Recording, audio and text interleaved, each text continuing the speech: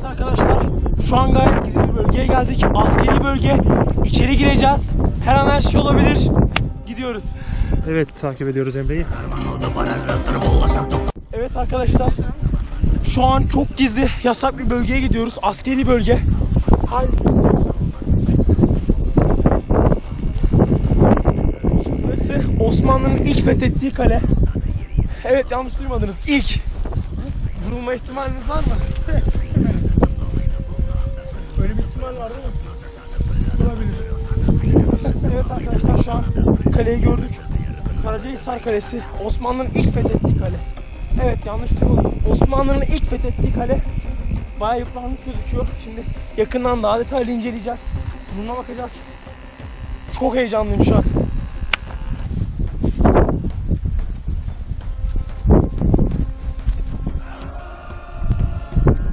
Yapı olarak şu muhteşemliğe bakabilir misiniz? Hani bayağı uğraşılmış zaten.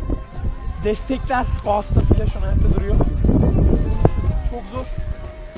Her an böyle tepeden düşecekmiş gibi duruyor. Çok farklı. Oo, işte bu. Tam bir enkaz kale. Şu gördüğünüz yerde ne savaşlar, ne yaşantılar, ne anılar, ne hikayeler. Neler neler barındırıyordu, tahmin edebiliyor musunuz? Şu an bizim yürüdüğümüz yerde kim bilir? Çok bir geçmiş, bir anı, bir masal, bir hikaye, bir efsane. Neler neler vardır. Çok farklı ve çok güzel.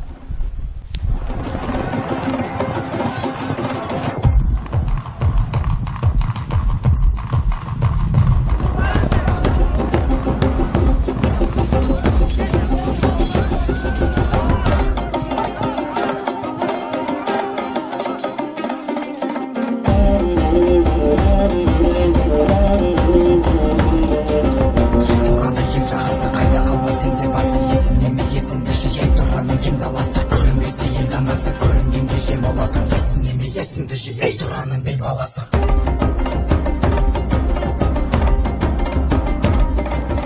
Odun sudan jaratılandan attıran bala duran.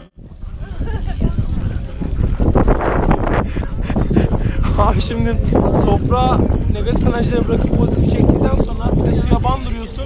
Suya bandladıktan sonra ne stres kalıyor ne kaygı kalıyor. O böyle sıkıntı verici, rahatsızlık verici obsesyonların hepsi, o obsesif bozuklukların hepsi burada kalıyor. Burada bırak git doğaya. Doğaya sal, şehre mutlu git.